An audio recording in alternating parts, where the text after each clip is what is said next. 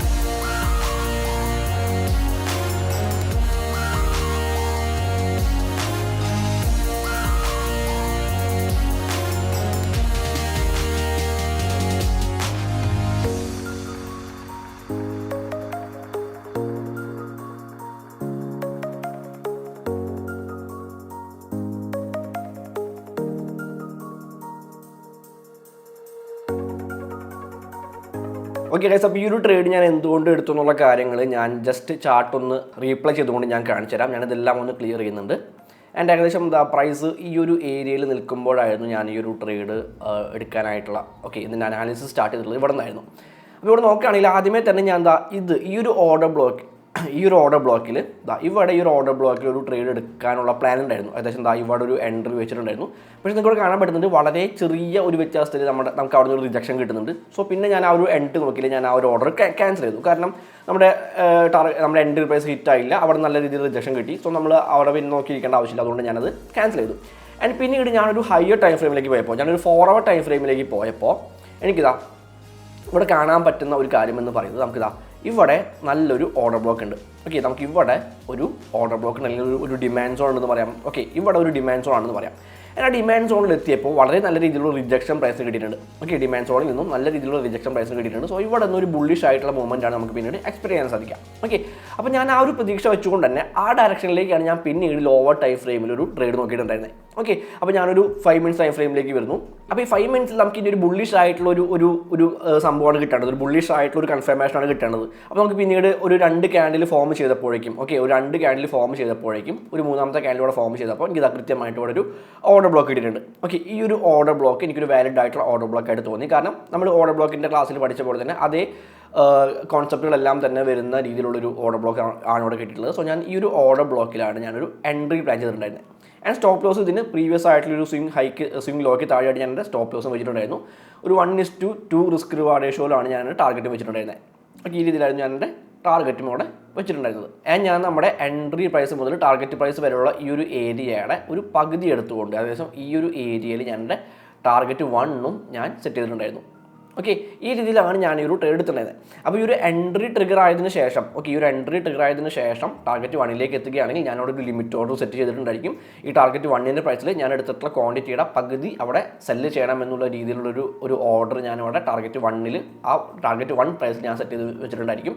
അപ്പോൾ പ്രൈസ് ഇവിടേക്ക് എത്തുകയാണെങ്കിൽ നമ്മുടെ ആ ഒരു ട്രേഡ്, ആ ടാർഗറ്റ് 1 ഹിറ്റ് ആയി കഴിഞ്ഞാൽ പിന്നെ നമ്മൾ സേഫ് ആണ്. നമ്മുടെ സ്റ്റോപ്പ് ലോസ് ഹിറ്റ് ആയാലും പിന്നീട് നമുക്ക് അവിടെ ലോസ് വരില്ല, നമ്മൾ ബ്രേക്ക് ഈവനിൽ തന്നെ എൻഡ് ചെയ്യും. ഓക്കെ, അപ്പോൾ ടാർഗറ്റ് 1 നമ്മളൊരു പാർഷ്യലി നമ്മുടെ പ്രോഫിറ്റ് ബുക്ക് ചെയ്യുകയാണ്. സോ അതിന് വേണ്ടിയിട്ട് ഞാൻ ടാർഗറ്റ് 1 വെച്ചിട്ടുണ്ടായിരുന്നു.